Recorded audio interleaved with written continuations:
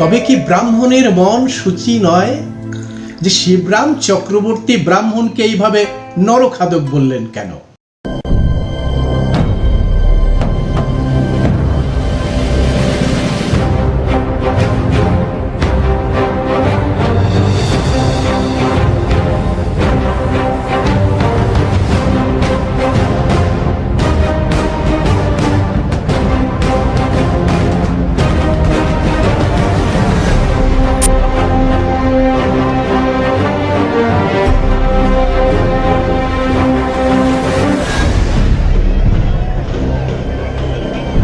ভারত সুপ্রাচীন কাল থেকেই জগজন পূজ্য।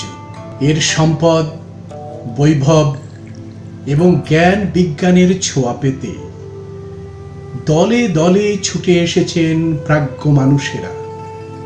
বিভিন্ন প্রান্ত থেকে ছুটে এসেছেন মেগাস্থেনিস, ছুটে এসেছেন টলেমি, ছুটে এসেছেন হিউয়েনসাং, ছুটে এসেছেন ফাহিয়েন, ছুটে এসেছেন ইৎসিং এর মতো ভুবন বিখ্যাত মনীষীরা, যারা তক্ষশিলা বিহার, অদন্তপুরী, নালন্দা, বিক্রমশিলা, সোমাপুরা, বিক্রমপুরা বিহার, জগদল্লা মহাবিহারের মতো সর্বশ্রেষ্ঠ শিক্ষায়তনগুলি থেকে আলোকপ্রাপ্ত হয়েছেন এবং পৃথিবীকে আলোকিত করেছেন। পাশাপাশি ভারত শাসন করার জন্য ছুটে এসেছেন গ্রিক, পার্সিক, শক, হুন, পাঠান, মোগল এবং ইংরেজরা সাম্রাজ্য বিস্তার করতে ছুটে এসেছে। তারা লুটে নিয়েছে ভারতের সম্পদ, পাশাপাশি রেখে গেছে বহু কিছু অবদান, যা ভারতের মূল সংস্কৃতিতে মিলেমিশে একাকার হয়ে গেছে। ভারত তীর্থ কবিতায় অনবদ্যভাবে রবীন্দ্রনাথ তুলে ধরেছেন এই মহামিলনের গরিমা। কেহ নাহি জানে কার আহ্বানে, কত মানুষের ধারা, দুর্বার স্রোতে এলো কোথা হতে, সমুদ্রে হলো হারা। হেথায় আর্য, হেথা অনার্য, হেথায় দ্রাবিড় চীন, শক-হুন দল, পাঠান মোগল, এক দেহে হলো লীন। পশ্চিম আজি খুলিয়াছে দ্বার, সেটা হতে সবে আনে উপহার। দিবে আর নিবে মিলাবে মিলিবে, যাবে না ফিরে এই ভারতের মহামানবের সাগরতী। অদ্ভুতভাবে এই ভারত তীর্থ কবিতাতেই রবীন্দ্রনাথ সকলকে আহ্বান করলেও ব্রাহ্মণকে মন শুচি করার পরামর্শ দিয়েছেন এবং সকলের হাত ধরার জন্য অনুরোধ করেছেন। কেন রবীন্দ্রনাথ শুধু ব্রাহ্মণকে তার মন শুচি করার জন্য পরামর্শ দিলেন এবং সকলের হাত ধরার উপদেশ দিলেন? তবে কি ব্রাহ্মণের মন শুচি নয়? ৩৫০০ বছর ধরে ভারতের বহুজন সেবিত এই যে ফল্গু ধারায় স্নান করেও সে শুচি হতে পারল না? নাকি ব্রাহ্মণ্যবাদ এমনই একটা বিষাক্ত বিষ যা শুচি হতে পারে না? আসুন একটু জেনে নিই যে বিভিন্ন মনীষীরা এই ব্রাহ্মণ্যবাদ সম্পর্কে কি বলেছেন। প্রথমে আসি বিবেকানন্দের কথায়। বিবেকানন্দ যে সময়ে সারা পৃথিবীর মানুষ শিকল ভাঙার প্রতিজ্ঞা নিয়ে একটা স্বপ্নের প্রভাতের অপেক্ষা করছে, সেই সময় এই নরেন্দ্রনাথ দত্ত আরো কিছু যুবককে সঙ্গে নিয়ে বেছে নিলেন সন্ন্যাসের পথ। 1888 সাল পর্যন্ত ব্রাহ্মণদের প্রতিষ্ঠিত বিভিন্ন মঠ মন্দিরে অবস্থান করে বেদান্ত প্রচার করার জন্য একটা কমণ্ডলু, লাঠি আর তার প্রিয় গ্রন্থ গীতা বগলে করে বেরিয়ে পড়লেন দিগ্বিজয়। ক্ষেত্রীর মহারাজার অনুরোধে স্বামীজি বিবেকানন্দ নাম গ্রহণ করলেন এবং এই নামেই তিনি জগৎ বিখ্যাত হলেন। স্বামী বিবেকানন্দ মনে করতেন যে ব্রাহ্মণ্যত্ব অর্জন করাই মানুষের শ্রেষ্ঠ পাওয়া। তাই সকল শূদ্রকে তিনি ব্রাহ্মণে উত্তরণ করার জন্য কাজ শুরু করে দিলেন। গীতার ৪র্থ অধ্যায়ের ১৩ নম্বর শ্লোক পড়ে তার মনে হয়েছিল যে গুণ ও কর্মের দ্বারা তিনি একদিন ব্রাহ্মণ্যত্ব অর্জন করতে পারবেন। আর এই আবেগই তিনি ব্রাহ্মণ্যবাদীদের পরামর্শে ব্রাহ্মণ্যবাদীদের সাথে ব্রাহ্মণ্যবাদকে প্রচার করার জন্য সারা বিশ্ব ঘুরে বেড়ালেন। কিন্তু ভারতের ব্রাহ্মণ সমাজ তাকে ব্রাহ্মণ মনে করল না, তাকে ব্রাহ্মণ্যত্ব দান করল না, বরং তাকে শূদ্রের সন্ন্যাসী বলে গালাগালি দিতে লাগলেন। অনেক সভায় সেমিনারে তাকে ঢুকতেই দেওয়া হতো না। তারপরে তিনি বুঝতে পারলেন যে গীতা বা অন্যান্য ব্রাহ্মণ্য শাস্ত্রে যতই উল্লেখ করুক না কেন, জন্মসূত্রেই ব্রাহ্মণ্যত্ব অর্জন করতে হয়। তিনি জাতি সংস্কৃতি এবং সমাজতন্ত্র গ্রন্থে লিখলেন, ব্রাহ্মণেরা বা তারা নিজেদের ক্ষমতা ও অধিকারের নিয়ে ঔদ্ধত্য দেখাতে শুরু করলেন। ব্রাহ্মণ যদি কাউকে খুনও করতেন তবু তার শাস্তি হতো না। ব্রাহ্মণ তার জন্মগত অধিকারের বলেই বিশ্বের অধীশ্বর। এমনকি অতি দুশ্চরিত্র ব্রাহ্মণকেও সম্মান দেখাতে হবে। ভারতবর্ষের সামাজিক জীবনের অন্যান্য কাজের মতো পুরোহিত তন্ত্র একটি জন্মগত পেশা। তিনি আরো বললেন, পুরোহিত তন্ত্রই ভারতবর্ষের সর্বনাশের মূল। নিজ ভ্রাতাকে অবনমিত করিয়া স্বয়ং কি অবনত না হইয়া থাকিতে পারে? কোন ব্যক্তি নিজের কিছুমাত্র অনিষ্ট না করিয়া কি অপরের অনিষ্ট করিতে পারে? এই ব্রাহ্মণ ক্ষত্রিয়গণের অত্যাচার সমষ্টি চক্রবৃদ্ধি হারে তাহাদের উপরে ফিরিয়া আসিয়াছে। এই সহস্র বর্ষব্যাপী দাসত্ব অপমানে তারা অনিবার্য কর্মফলই ভোগ করিতেছে। বিবেকানন্দ তার লেখাতে আরো বললেন, পুরোহিত তন্ত্র স্বভাবতই নিষ্ঠুর, নিষ্করুণ। সেই জন্য যেখানে যেখানে যেখানে পুরোহিত তন্ত্রের উদ্ভব হয় সেখানে ধর্মের পতন ও গ্লানি হয়। তিনি একসময় প্রস্তাব রেখেছিলেন, সমস্ত শূদ্রকে ব্রাহ্মণ বলে ঘোষণা করা হোক। এই প্রস্তাব রেখেছিলেন বিবেকানন্দ। এই প্রস্তাবের বিপক্ষে মত প্রকাশ করেছিলেন শিবরাম চক্রবর্তী। তিনি বলেছিলেন যে পৃথিবীর কোথাও একদল মানুষ আছে যারা নরখাদক, আর সেই কারণে পৃথিবীর সমস্ত মানুষকে নরখাদক বলে ঘোষণা করতে হবে। এই মত কিছুতেই আমি সায় দিতে পারিনি, বরং আমার মতে সম্ভব হলে নরখাদকদের মানুষ করার পক্ষে চেষ্টা হওয়া উচিত। এখানে শিবরাম চক্রবর্তী ব্রাহ্মণকে নরখাদক বললেন এবং তারা মনুষ্য পদবাচ্য নয় বলে উল্লেখ করলেন। তিনি দৃঢ়তার সঙ্গে বলেছেন যে জগতে যা কিছু দৃশ্যমান তা সব কিছুই শূদ্রের দান। শূদ্ররাই আসল মানুষ। তাদের ব্রাহ্মণ পরিচয়ে নরখাদক হবার কোনো দরকার নেই, বরং ব্রাহ্মণকে মানুষ হবার পরামর্শ দেওয়া হোক। তারা চেষ্টা করুক মানুষ হয়ে ওঠার। কিন্তু দ্বন্দ্ব তো থেকে গেল যে শিবরাম চক্রবর্তী ব্রাহ্মণকে এইভাবে নরখাদক বললেন কেন? কেন হত্যা, জিঘাংসা এবং বিভৎসতার সাথে এই ব্রাহ্মণ সমাজকে জুড়ে দিলেন? আসুন একটু খুঁজে দেখি ব্রাহ্মণের উৎস কোথায়, কিভাবে ব্রাহ্মণদের বিস্তার হলো এবং কিভাবে তারা করাল সর্বগ্রাসী আকার ধারণ করল। যজ্ঞ, বলি ব্রাহ্মণ্যবাদের প্রথম শর্ত। বিষয়টি যদি ভালো করে জানতে চাই তাহলে আমাদের ঋকের দশম মণ্ডলের পুরুষ সূক্তের 90 শ্লোক থেকে পড়তে শুরু করতে হবে। এতে বলা হয়েছে, পুরুষ নিজেই হলো সমস্ত বিশ্ব, তিনি অমর জগতের প্রভু। এই পুরুষের সহস্র মাথা, সহস্র চক্ষু, সহস্র পা।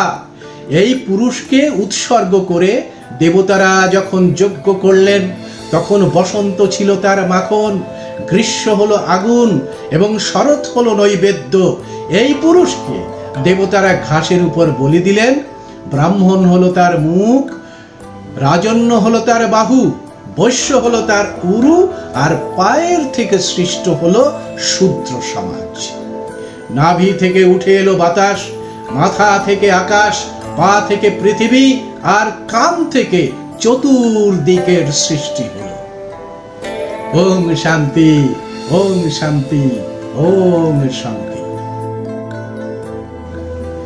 বেদ থেকে শুরু করে রামায়ণ, মহাভারত সহ সমস্ত পুরাণ, সমস্ত স্মৃতিশাস্ত্রে চলছে এই হত্যার পরম্পরা। খুনি সন্ত্রাসী রূপে হাজির হয়েছে ব্রাহ্মণদের সমস্ত অবতার। মৎস্য পুরাণে খুন করা হয়েছে শঙ্কাসুরকে, বরাহ বা শুয়োরের ছদ্মবেশে খুন করা হয়েছে হিরণ্যাক্ষকে, নরসিংহ রূপে খুন করা হয়েছে হিরণ্যকাশ্যপকে, বামুন রূপে খুন করা হয়েছে প্রজাপালক রাজা বলিকে, পরশুরাম রূপে নিজের মাকে হত্যা করা হয়েছে, রাম রূপে খুন করা হয়েছে বলি, রাবণ এবং শম্ভুককে। খুন আর খুন, খুনের মধ্যে দিয়ে ব্রাহ্মণ্যবাদের বিস্তারের জন্যে তাদের সমস্ত অবতার এবং দেব দেবীদের হাতে তুলে দেওয়া হয়েছে ভয়ঙ্কর অস্ত্র শস্ত্র। এই খুন এবং সন্ত্রাসের সাথে ধর্মকে যুক্ত করে ব্রাহ্মণ্যবাদ পরিতৃপ্তি লাভ করেছে। খুন যে ধর্মের সাথে কিভাবে জড়িত তার প্রমাণ পায় কুরুক্ষেত্র যুদ্ধে। অর্জুনের সারথি কৃষ্ণ, যুদ্ধের মধ্যে দিয়ে নিষ্পত্তি হবে ধর্ম অধর্মের পরিভাষা।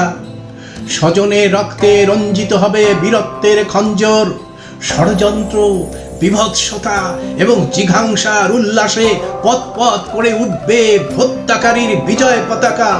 সারথি কৃষ্ণ অর্জুনের রথকে যুদ্ধোন্মাদ এই দুই বাহিনীর মাঝখানে দাঁড় করালেন।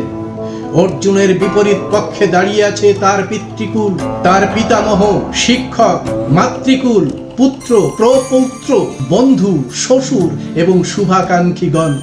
ধর্মযুদ্ধের নামে এদেরকে হত্যা করতে হবে। অর্জুন কাতর কণ্ঠে শ্রীকৃষ্ণকে বললেন, হে কৃষ্ণ, এই যুদ্ধে আমার স্বজন বন্ধুদের আমার বিপক্ষে দেখে আমার সমস্ত শরীর কাঁপছে, আমার মুখ শুকিয়ে যাচ্ছে, আমার হাতের গান্ডিব খসে পড়ছে, আমার সমস্ত শরীর দগ্ধ হচ্ছে, আমি দাঁড়াতে পারছি না, আমার মাথা ঘুরছে।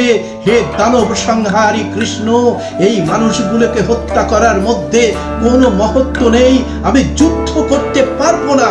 কি হবে এই রাজত্ব দিয়ে, কি হবে এই রাজধানী দিয়ে? সেই সুখের কি প্রয়োজন আছে যেখানে আমার আত্মীয় স্বজনরা তার ভাগ পাবে না? একাকী রাজত্ব ভোগ করার কি পরমার্থ আছে হে কৃষ্ণ? আমরা প্রায় প্রত্যেকেই জানি যে অর্জুনের এই মানবিক প্রশ্নগুলির উত্তরে শ্রীকৃষ্ণ কি জবাব দিয়েছিলেন। তিনি বলেছিলেন, আমি অজাত, অপরিবর্তনীয়, আমি সমস্ত জগতের প্রভু, তাই আমি নিজের শক্তির বিচ্ছুরণ ঘটানোর জন্য এই পৃথিবীতে আবির্ভূত হই। यदा यदा हि धर्मस्य ग्लानिर्भवतु भारत अभ्युत्थानम् अधर्मस्य तदात्मानं सृजाम्यहं परित्राणाय साधूनां विनाशाय च दुष्कृतां धर्म संस्थापनार्थाय সম্ভবামি যুগে যুগে। হে পার্থ, গুণকর্মের দ্বারা বিভাজিত চতুর্বর্ণের মধ্যে কার কি কাজ সব আমি ঠিক করে দিয়েছি। এই ধর্ম অনুসারে তুমি যদি ক্ষত্রিয় হিসাবে নিজেকে গণ্য করো তবে যুদ্ধ থেকে মহৎ কিছু আর হতে পারে না।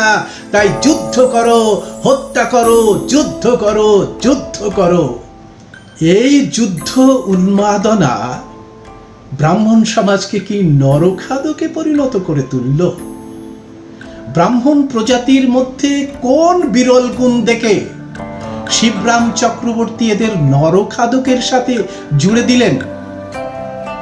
আসুন দেখে নি এই সমস্ত উক্তির পেছনে যুক্তিটা কি আছে।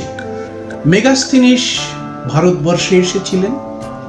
তিনি একটি গ্রন্থ লিখেছিলেন যার নাম ইন্ডিকা। সেই ইন্ডিকা গ্রন্থে যে সকল জাতি ককেশাস পর্বতে বাস করে তাদের তিনি বর্ণনা দিয়েছেন। কি বর্ণনা দিয়েছেন এই ককেশাস পর্বতের জাতিসমূহকে? তিনি বলেছেন এই ককেশীয় পর্বতমালার যে সমস্ত জাতি বাস করে তারা প্রকাশ্যে সঙ্গম করে এবং তাদের গোষ্ঠীর মানুষদের দেহ তারা ভক্ষণ করে।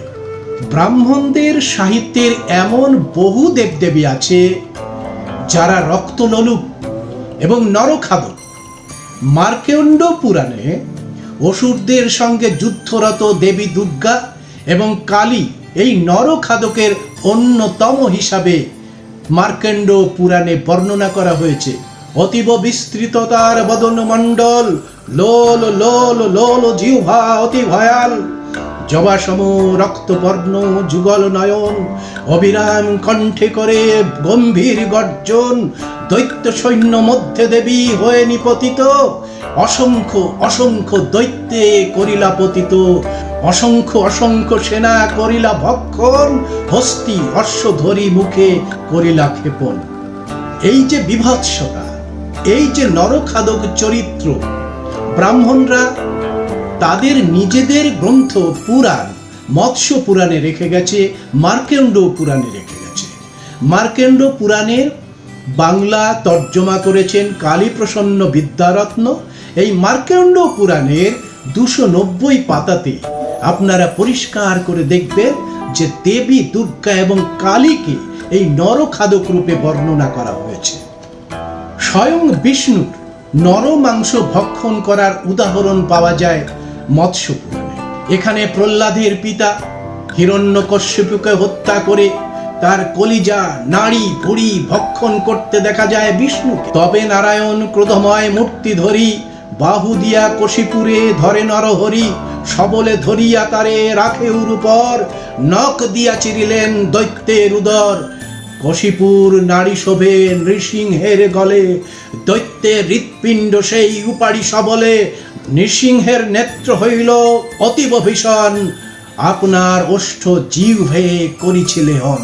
এইরকম বিভৎসতার বর্ণনা ব্রাহ্মণরা রেখেছেন আদি মৎস্য পুরাণের, যেটা অক্ষয় লাইব্রেরি থেকে প্রকাশিত হয়েছে। তার 220 পাতাতে এই বিভৎসতার বর্ণনা করা হয়েছে। মহাভারতের একটা বলিষ্ঠ চরিত্র কর্ণ, ন্যায় নিষ্ঠা সততা পৌরুষত্ব এবং বীরত্বে তার সমকক্ষ চরিত্র মহাভারতে নেই। ত্যাগ তিতিক্ষা দাতা হিসেবে তিনি সুবিখ্যাত। দাতা কর্ণের এই কাহিনী বিভিন্ন পুরাণে বিভিন্নভাবে লেখা হয়েছে। এই সব কাহিনী থেকে জানতে পারা যায় যে ব্রাহ্মণ বেশি কৃষ্ণ, যিনি নারায়ণ নামে পরিচিত, সেই কৃষ্ণ কর্ণের কাছে এসে নরমাংস রান্না করে খাবার ইচ্ছা প্রকাশ করেছিলেন। হাসিয়া কর্ণকে দেখে দ্বিজবর কয়, পালন করহ কর্ণ বিলম্ব নাশয়, কল্য করিয়াছি আমি ব্রত একাদশী, পালন করহ কর্ণ আছি উপবাসী। আর এক আছে মোর মনের বাসনা, মাংস বিনা নাহি হয় ব্রতের পালন, মৃগ মাংস পক্ষী মাংস আনিব প্রচুর। ব্রাহ্মণের এই কথা শুনে কর্ণ বললেন যে মৃগ মাংস পক্ষী মাংস আনিব প্রচুর, যা মাংস খাইতে চাও ব্রাহ্মণ ঠাকুর। ব্রাহ্মণ কহেন কর্ণ, মূল বিবরণ তুমি কিন্তু আগে সত্য করো এখন। কর্ণ কহে, সত্য সত্য করি অবদান, যা মাংস খাবে বলো ওগো ব্রাহ্মণ। বৃষকেতু নামে আছে তোমারই নন্দন। ছদ্মবেশী ব্রাহ্মণ বলছে, বৃষকেতু নামে আছে তোমারই নন্দন, তারে কেটে দিবে মাংস করিব ভক্ষণ। এই কাহিনী লোক জগতে বহুল প্রচলিত যে বৃষকেতুর মাংস রান্না করে খেতে চেয়েছিলেন এই ছদ্মবেশী ব্রাহ্মণ বেশী কৃষ্ণ। তাকে হাসতে হাসতে নিজের শিশুকে, নিজের সন্তানকে কাটতে হবে, মাকে রন্ধন করে দিতে হবে সেই মাংস। বন্ধুরা, কানিভালিজম নিয়ে এখন যে গবেষণা চলছে, অর্থাৎ নরখাদক মানুষের প্রজাতি নিয়ে এখন যে গবেষণা চলছে, সেই গবেষণাতে এই ব্রাহ্মণ সমাজ অনেকটা উপাদান যোগাতে পারে। শিবরাম চক্রবর্তী বলেছেন যে ব্রাহ্মণ্যবাদীদের এই পরিচয়, অর্থাৎ এই নরখাদক পরিচয় বর্বরতাকেও লজ্জা দিতে পারে। তিনি মনে করেন যে ভারতীয় সভ্যতায় ব্রাহ্মণরা যা দিয়েছে সবটাই কলঙ্ক, সবটুকুই কলঙ্ক। ব্রাহ্মণের দ্বারা প্রভাবিত না হলে এ সভ্যতা আরো প্রাণবান, আরো বেগবান, আরো বীর্যবান হতে পারত, বিশ্ব জয় করতে পারত এই ভারতের সভ্যতা। ব্রাহ্মণের প্রাধান্য লোপ পেলে এই সভ্যতা প্রাণ শক্তি পূর্ণ মুক্তি পাবে। বৌদ্ধ যুগে যেমন হয়েছিল তেমনি ভারতের অন্তর্নিহিত ঐশ্বর্য আবার শতদলে প্রকাশ ঘটবে। শিবরাম চক্রবর্তী তার মস্কো বনাম পন্ডিচেরি গ্রন্থে অপূর্ব ভাষা শৈলী দিয়ে লেখেন যে ব্রাহ্মণ হিন্দু সমাজের মাথা নয়, তার টিকি মাত্র। অর্থাৎ ব্রাহ্মণ এই ভারতবর্ষের সভ্যতায় একটা টিকি, এটা পৌরাণিক একটা দুশ্চিহ্ন। এই দুশ্চিহ্ন যদি ভারতবর্ষের সভ্যতা থেকে বাদ চলে যায়, টিকিটাকে যদি কেটে বাদ দেওয়া হয়, মাথার যেমন কোনো ক্ষতি হয় না, তেমনি ব্রাহ্মণ্যবাদকে ভারতবর্ষের সভ্যতা থেকে কেটে বাদ দিলে ভারতবর্ষের কোনো ক্ষতি হয় না, বরং ভারতবর্ষ আরো আরো বেশি আধুনিক হয়ে উঠবে। বামনকে কাঁধ থেকে না নামাতে পারলে এ জাত কোনোদিন সোজা হয়ে দাঁড়াতে পারবে না। মনুষ্যত্ব লোপ না পেলে এদেশে মনুষ্যত্বের বিকাশ হওয়া সম্ভব নয়। আসুন বহুজন সেবিত এই ভারতবর্ষের মহান মহিরু থেকে ব্রাহ্মণ্যবাদের বিষাক্ত বরগাছা উপড়ে ফেলি, নিজের ঘরের মধ্যে জমে থাকা ব্রাহ্মণ্যবাদী সমস্ত আবর্জনাগুলোকে ঝেঁটিয়ে বিদায় করে পরিশুদ্ধ হই।